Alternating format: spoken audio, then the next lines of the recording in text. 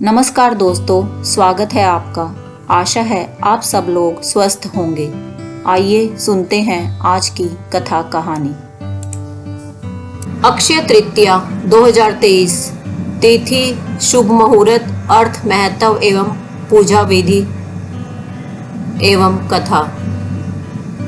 दोस्तों, हिंदू कैलेंडर की मुख्य तिथियों में से एक है अक्षय तृतीया। यह हिंदुओं के लिए बहुत ही पवित्र दिन होता है। अक्षय तृतीया हिंदू कैलेंडर के वैशाख माह के शुक्ल पक्ष की तृतीया को मनाई जाती है। शुक्ल पक्ष अर्थात अमावस्या के बाद के 15 दिन जिनमें चंद्रमा बढ़ता है, अक्षय तृतीया शुक्ल पक्ष में ही आती है। इसे अखाती तीज भी कहते हैं। अक्षय का अर्थ होता है जो कभी खत्म ना हो, इसलिए ऐसा कहा जाता है कि अक्षय तृतीया वह तिथि है जिसमें सौभाग्य और शुभ फल का कभी क्षय नहीं होता है। इस दिन होने वाले कार्य मनुष्य के जीवन को कभी न खत्म होने वाले शुभ फल प्रदान करते हैं। इसलिए यह कहा जाता है कि इस दिन मनुष्य जितने भी पुण्य कर्म तथा दान करता है, उसे उसका शुभ फल अधिक मात्रा में मिलता है। अक्षय तृतीया हिंदू धर्म में मनाया जाने वाला बहुत ही पावन पर्व है। सभी हिंदू इसे बहुत ही हर्षोल्लास के साथ मनाते हैं। हिंदू धर्म के साथ अक्षय तृतीया का दिन जैन धर्म के लिए भी बहुत महत्वपूर्ण होता है। अखाती तीज के पीछे कई हिंदू मान्यताएं हैं। कुछ इसे भगवान विष्णु के जन्म से जोड़ती हैं, तो कुछ इसे भगवान कृष्ण की लीला से। सभी मान्यताएं आस्था से जुड़ी होने के साथ बहुत ही रोचक भी है। यह दिन पृथ्वी के रक्षक श्री विष्णु जी को समर्पित है। हिंदू धर्म की मान्यता के अनुसार विष्णु जी ने श्री परशुराम के रूप में धरती पर अवतार लिया था। इस दिन परशुराम के रूप में विष्णु छठवीं बार धरती पर अवतरित हुए थे। इसलिए यह दिन परशुराम के जन्म दिवस के रूप में भी मनाया जाता है। धार्मिक मान्यता के अनुसार विष्णु जी त्रेता एवं द्वापर युग तक पृथ्वी पर चिरंजीवी रहे। परशुराम सप्त ऋषि में से एक ऋषि जमदग्नि तथा रेणुका के पुत्र थे। यह ब्राह्मण कुल में जन्मे और इसलिए अक्षय तृतीया तथा परशुराम जयंती को सभी हिंदू बड़े धूमधाम से मनाते हैं। दूसरी मान्यता के अनुसार त्रेता युग के शुरू होने पर धरती की सबसे पावन माने जाने वाली गंगा नदी इसी दिन स्वर्ग से धरती पर आई। गंगा नदी को भागीरथ धरती पर लाए थे। इस पवित्र नदी के धरती पर आने से इस दिन की पवित्रता और भी ज्यादा बढ़ जाती है और इसलिए यह दिन हिंदुओं के पावन पर्व में शामिल है। इस दिन पवित्र गंगा नदी में डुबकी लगाने से मनुष्य के पाप नष्ट हो जाते हैं। दोस्तों, यह दिन रसोई एवं पाक की देवी माँ अन्नपूर्णा का दिन भी माना जाता है। अक्षय तृतीया के दिन माँ अन्नपूर्णा का भी पूजन किया जाता है और माँ से भंडार भरपूर रखने का वरदान मांगा जाता है। अन्नपूर्णा के पूजन से रसोई तथा भोजन में स्वाद बढ़ जाता है। दक्षिण प्रांत में इस दिन की अलग ही मान्यता है।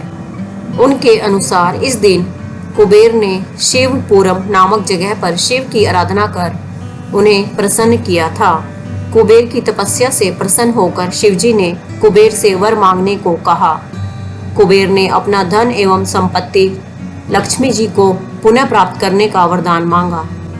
तभी शंकर जी ने कुबेर को लक्ष्मी जी का पूजन करने की सलाह दी। इसलिए तब से लेकर आज तक अक्षय तृतीया पर लक्ष्मी जी का पूजन किया जाता है। लक्ष्मी विष्णु पत्नी है, इसलिए लक्ष्मी जी के पूजन के पहले भगवान विष्णु की पूजा की जाती है। दक्षिण में इस दिन लक्ष्मी यंत्रम की पूजा की जाती है, जिसमें विष्णु लक्ष्मी जी के साथ साथ कुबेर का भी चित्र रहता है। अक्षय तृतीया के दिन ही महर्षि वेदव्यास ने महाभारत लिखना आरंभ किया था। इस दिन महाभारत के युधिष्ठिर को अक्षय पात्र की प्राप्ति हुई थी। इस अक्षय पात्र की विशेषता थी कि इसमें से कभी भोजन समाप्त नहीं होता था। इस पात्र के द्वारा युधिष्ठिर अपने राज्य के निर्धन एवं भूखे लोगों को भोजन देकर उनकी सहायता करते थे। इसी मान्यता के आधार पर इस दिन किए जाने वाले दान का पुण्य भी अक्षय माना जाता है, अर्थात इस दिन मिलने वाला पुण्य कभी खत्म नहीं होता। यह मनुष्य के भाग्य को सालों साल बढ़ाता है। दोस्तों, महाभारत में अक्षय तृतीया की एक और कथा प्रचलित है। इसी दिन दुशासन ने द्रौपदी का चीरहरण किया था। द्रौपदी को इस चीरहरण से बचाने के लिए श्री कृष्ण ने कभी न खत्म होने वाली साड़ी का दान दिया था। अक्षय तृतीया के पीछे हिंदुओं की एक और रोचक मान्यता है। जब श्री कृष्ण जी ने धरती पर जन्म लिया, तब अक्षय तृतीया के दिन उनके निर्धन मित्र सुदामा कृष्ण से मिलने पहुंचे। सुदामा के पास कृष्ण को देने के लिए सिर्फ 4 चावल के दाने थे। वही दाने सुदामा ने कृष्ण के चरणों में अर्पित कर दिए, परंतु अपने मित्र एवं सबके हृदय की जानने वाले अंतर्यामी भगवान सब कुछ समझ गए और उन्होंने सुदामा की निर्धनता को दूर करते हुए उसकी झोपड़ी को महल में परिवर्तित कर दिया और उसे सब सुविधाओं से संपन्न बना दिया। तब से अक्षय तृतीया पर किए गए दान का महत्व बढ़ गया। भारत के उड़ीसा में अक्षय तृतीया का दिन किसानों के लिए शुभ माना जाता है। इस दिन से ही यहाँ के किसान अपने खेत को जोतना शुरू करते हैं। इस दिन उड़ीसा के जगन्नाथपुरी से रथ यात्रा भी निकाली जाती है। दोस्तों, अलग अलग प्रांतों में इस दिन का अपना अलग ही महत्व है। बंगाल में इस दिन गणेश जी तथा लक्ष्मी जी का पूजन कर सभी व्यापारी द्वारा अपनी लेखा जोखा की किताबें शुरू करने की प्रथा है। पंजाब में भी इस दिन का बहुत महत्व है। इस दिन को नए मौसम के आगाज का सूचक माना जाता है। इस अक्षय तृतीया के दिन जाट परिवार का पुरुष सदस्य ब्रह्म मुहूर्त में अपने खेत की ओर जाते हैं। उस रास्ते में जितने अधिक जानवर एवं पक्षी मिलते हैं, उतना ही फसल तथा बरसात के लिए शुभ शगुन माना जाता है। दोस्तों, हिंदुओं के साथ साथ जैन समुदाय में भी अक्षय तृतीया का बहुत महत्व है। जैन धर्म में यह दिन उनके प्रथम 24 तीर्थ में से एक भगवान ऋषभ देव से जुड़ा है। ऋषभ देव ही बाद में जाकर भगवान आदिनाथ के नाम से प्रसिद्ध हुए। ऋषभ देव जैनी भिक्षु थे। इन्होंने ही जैन धर्म में आहाराचार्य जैनी साधुओं तक आहार पहुंचाने का तरीका प्रचारित किया था। जैनी भिक्षु कभी खुद के लिए भोजन नहीं पकाते तथा कभी भी किसी से कुछ नहीं मांगते। जो कुछ भी लोग उन्हें प्रेम से दे देते हैं, वे उसे खा लेते हैं। अक्षय तृतीया के पीछे जैन समुदाय में बहुत ही रोचक कथा है। ऋषभ देव ने अपना राज्यपाट अपने 101 पुत्रों के बीच बांटते हुए संसार की मोह माया त्याग दी। उन्होंने 6 महीने तक बिना भोजन तथा पानी के तपस्या की और फिर उसके बाद वे भोजन की आवश्यकता में ध्यान से बाहर बैठ गए। यह जैनी संत आहार की प्रतीक्षा करने लगे। लोगों ने ऋषभ देव को राजा समझकर उन्हें सोना, चांदी, हीरे जवाहरात, हाथी, घोड़े, कपड़े और कुछ ने तो अपने राजा को खुश करने के लिए अपनी पुत्री तक दान में दे दी। परंतु ऋषभ देव को यह सब नहीं चाहिए था। वे तो सिर्फ भोजन के एक कोर की चाह में थे। इसलिए ऋषभ देव फिर से 1 साल की तपस्या के लिए चले गए और उन्हें साल भर तक उपवास रखना पड़ा। फिर 1 साल बाद राजा श्रेयांश हुए, जिन्होंने अपने पिछले जन्म के विचार जानने की शक्ति से ऋषभ देव के मन की बात समझी और उनका उपवास तोड़वाकर उन्हें गन्ने का रस पिलाया। यह दिन अक्षय तृतीया का दिन था। दोस्तों, उस दिन से ही आज तक तीर्थकर ऋषभ देव के उपवास का महत्व समझते हुए जैन समुदाय अक्षय तृतीया के दिन उपवास रखकर गन्ने के रस से अपना उपवास खत्म करते हैं। इस प्रथा को पारणा कहते हैं। दोस्तों, आओ जाने अक्षय तृतीया की पूजन विधि। इस दिन भगवान विष्णु तथा लक्ष्मी की पूजा होती है। इस दिन भगवान विष्णु की पूजा अर्चना की जाती है तथा विष्णु जी को चावल चढ़ाना विशेष लाभकारी होता है। विष्णु तथा लक्ष्मी जी की आराधना कर उन्हें तुलसी के पत्तों के साथ भोजन अर्पित किया जाता है।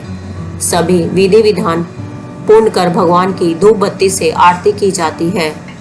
गर्मी के मौसम में आने वाले आम तथा इमली को भगवान को चढ़ाकर पूरे वर्ष की फसल तथा वर्षा के लिए आशीर्वाद मांगा जाता है। कई जगह इस दिन मिट्टी से बने घड़े पानी भरकर अब उसमें कच्चा आम, इमली, गुड़ को मिलाकर भगवान को चढ़ाया जाता है। दोस्तों, अक्षय तृतीया के दिन अच्छी नियत से दी गई हर वस्तु के दान का पुण्य लगता है। इस दिन घी, शक्कर, अनाज, फल, सब्जी, इमली, कपड़े, सोना, चांदी आदि का दान देना चाहिए। इस दिन छोटे से छोटे दान का भी बहुत महत्व है। फिर भी एक दिलचस्प मान्यता के अनुसार अक्षय तृतीया पर इलेक्ट्रॉनिक सामान देने का भी महत्व है। इस दिन कई लोग पंखे, कूलर आदि का दान करते हैं।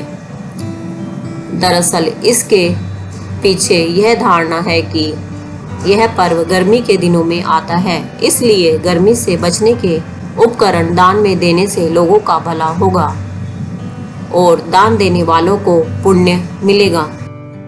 दोस्तों, यह दिन सभी शुभ कार्य के लिए सर्वश्रेष्ठ है।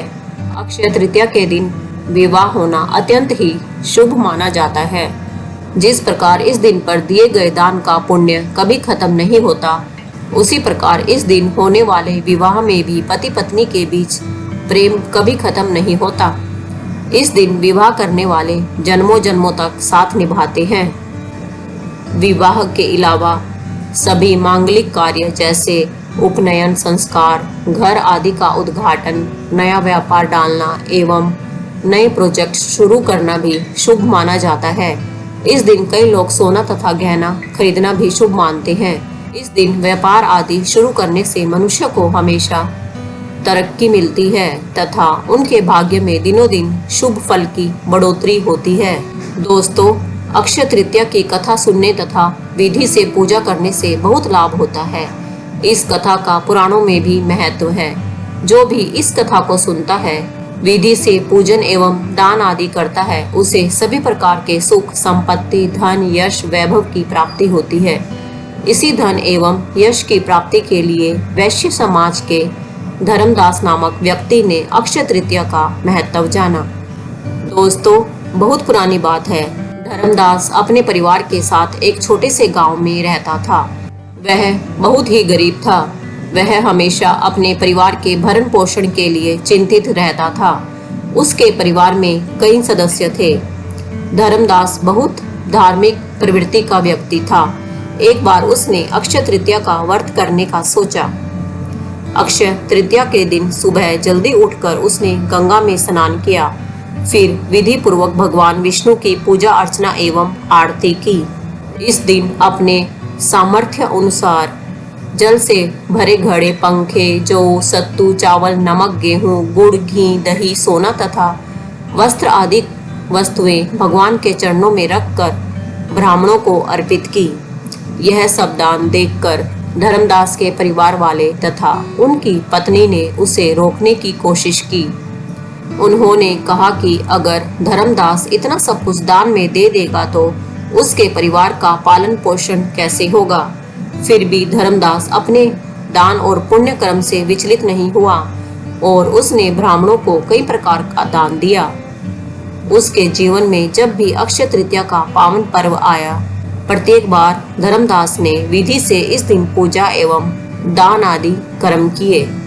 बुढ़ापे का रोग, परिवार की परेशानी भी उसे उसके व्रत से विचलित नहीं कर पाई।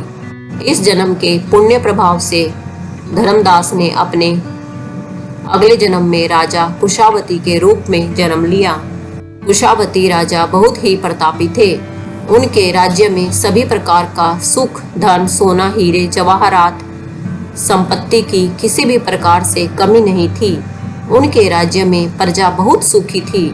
अक्षय तृतीया के पुण्य प्रभाव से राजा को वैभव एवं यश की प्राप्ति हुई, लेकिन वे कभी लालच के वश में नहीं हुए एवं अपने सत्कर्म के मार्ग से विचलित नहीं हुए।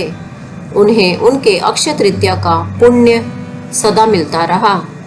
दोस्तों, जैसे भगवान ने धर्मदास पर अपनी कृपा की, वैसे ही जो भी व्यक्ति इस अक्षय तृतीया की कथा का महत्व सुनता है और विधि विधान के साथ पूजा एवं दान आदि करता है, उसे अक्षय तृतीया के पुण्य एवं यश की प्राप्ति होती है।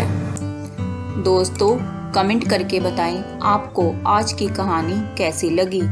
यदि यह धार्मिक कथा कहानी आपको बहुत अच्छी लगी है तो इसको लाइक करें। दोस्तों, अगर आपने अभी तक यह चैनल सब्सक्राइब नहीं किया है तो इसे सब्सक्राइब करके मेरी YouTube फैमिली का सदस्य बन जाएं। धन्यवाद। जय सिया राम। ओम नमः शिवाय।